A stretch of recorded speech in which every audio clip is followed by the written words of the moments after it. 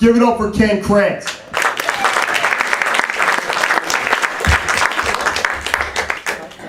Keep it going for Angelo. Put this all together, your other comics. No? Alright, fuck them both. I'm glad they went first so I know not to try talking to any of you weirdos. My best friend in the entire world my best friend of 20 years just had a beautiful baby girl.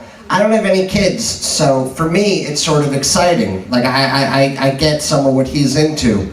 So I am really excited for him, but here's the thing. I'm not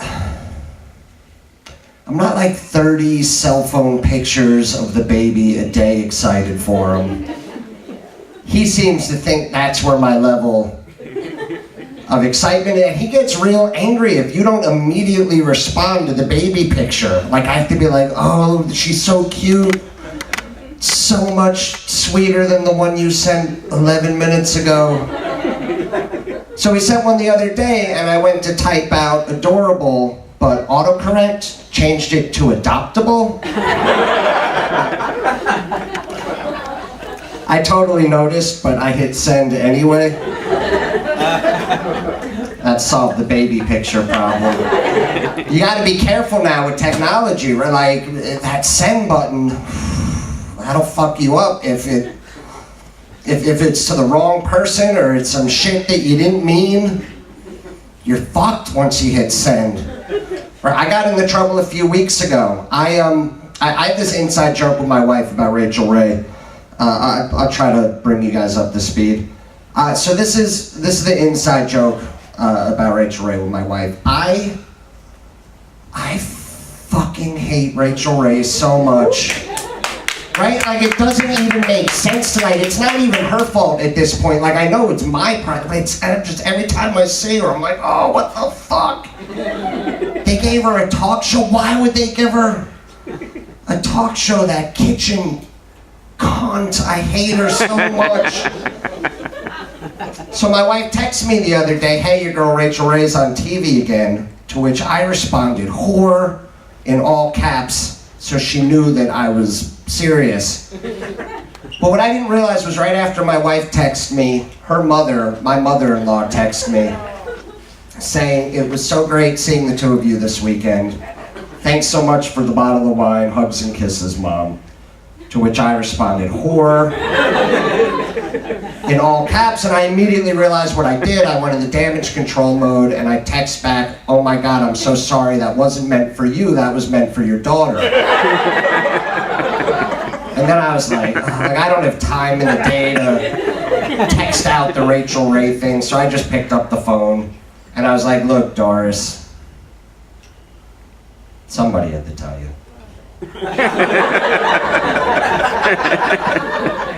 I mentioned I don't have kids, mostly because I just think they're huge pussies. Like, I don't want to raise one of these pussies that's getting raised today with these kids that are coming up. They're not tough like we used to be, right? Like I was horsing around with my sister's kid the other day, and I was like, you better watch out, you're gonna get a knuckle sandwich. And she stiffened up and her face got, I've never seen a 7-year-old make a face that serious. And she was like, Uncle Kenny, does that knuckle sandwich have gluten in it? Because my mom says I'm not allowed to have gluten. I was like, your mom says don't fucking listen to your mom.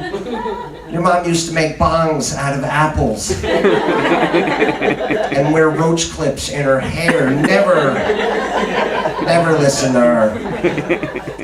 I just turned 37 recently. I realized that I'm getting to, I'm not as young as I used to, I'm starting to approach middle age, and I can feel it because, the things that used to scare the shit out of me when I was younger, in my 20s, they don't seem that scary anymore.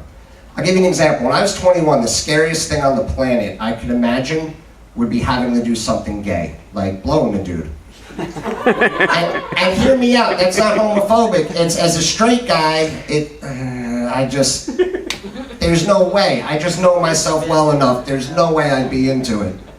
But everyone has that conversation, like at least dudes, when they're young, they always have that conversation, like, hey, would you blow a dude for $1 million? And every guy's always like that same bullshit, like, no, this isn't for sale, are you crazy? So here's the thing, like, I'm still straight, but I'm 37 now. $1 million. Life's been kicking the shit out of me for 20 years. Like, it still seems scary, but it's not the scariest thing I can imagine. It's like just one more awful thing life throws at you that you gotta choke down. And you move on. And I get what I look like now, nobody would give me $1 million to blow them. I accept that. But if somebody came to me now with a fair offer, they were like, hey, would you blow a dude for free cable for life? I'd be like, Like, I wouldn't be like, oh, line them up, where are they at? But, you know, what are we talking about? FiOS? Maybe for FiOS. I'm so miserable in my life now, I consider blowing a dude just to get out of having to do something equally annoying that takes longer. Right, so if somebody was like, hey, would you rather blow a dude or go to IKEA with your wife on a Saturday? And but leaning towards, have you guys been to IKEA? It's the worst fucking place on the planet. It's one way in and one way out. It's like a rat trap. You gotta walk through every single thing that they sell in the store to get your one like shitty little table. And the people there are nuts. If you bend down to tie your shoes, the immigrants will push you out of their way, like they'll put their hands on you. It's crazy. And so it's like 2 hours in the store, and then you gotta bring everything home, right? And then I gotta get emasculated by my wife for 3 hours while she puts it together. Because I'm a Jew. Like, the only thing I know about screwdrivers is that vodka is delicious. Trip to IKEA, 5 hours minimum. Blowing a dude, be over in like 4 minutes. I don't know why I say 4 minutes. I'm just assuming I'm really excellent at blowing dudes. Like, here's a good one. Would you rather blow a dude or get stuck talking to any woman on the planet about her day at work? Alright, then fucking line them up, because there's nothing worse than that. I don't care what anybody, 30 years, right? There's fucking nothing on the planet worse than, like, just her same shit every day. There's no way you're still into it. What I'm gonna say next is gonna sound controversial, but hear me out. I truly, like, I know now everyone says that you're born gay. I think that's bullshit. I really do think it's a choice. I know that's a tough thing to say in this town. But I truly believe at one point in time, every gay guy on the planet was a straight dude sitting across the table from some woman who's in the middle of one of her horseshit stories that starts in the middle and stays in the middle. And he finally looked at his watch. He was like, you know what? Fuck it. I guess it's cocked for me from now on. I can't take another minute of this.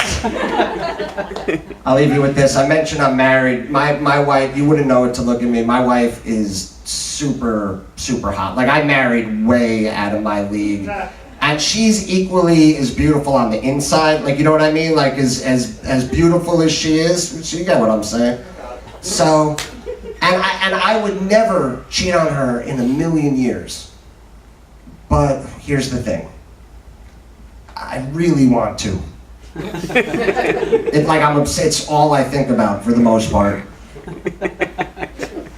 And what's nice is, just as I look at other women, like, just that I fantasize about, what's nice is, like, the longer that I'm with my wife, just looking at other women, my standards are just fucking plummeting. And it's great, because it's just like opened up the entire field for me to fantasize about. I didn't realize how bad it was till we were in bed the other night. She wanted to play that game, the hall pass game. You guys know you get to name 3 people on your list, and if you meet them, you can sleep with them, and you can't get in trouble. So she was like, we should play that. And I was like, all right, you start, because I don't know where this is headed. She was like, okay, I'll take Channing Tatum and Ryan Gosling and Matthew McConaughey. And I was like, Channing Tatum? Like, we live in New Brunswick, New Jersey. Where the fuck are you gonna bump into Channing Tatum? Like, in Dwayne Reed? Like, you have no chance of winning. You may as well have, like, named fictional people. You have... And then she was like, okay, you go. And I was like, well, you know, fuck it. I'm gonna give myself a shot. We're gonna play it. I'm gonna be in it to win it. I said, I'll tell you what, I'll take that chubby Indian girl at the Dunkin' Donuts with the mustache and the baby arm. Hear me out, just because I know I can fuck her. I'll take that creepy Chinese dude that's always winking at me at the dry cleaners. Because I have an Asian fetish, and I feel like that's the closest I'll ever get. And I'll take Lindsay Lohan.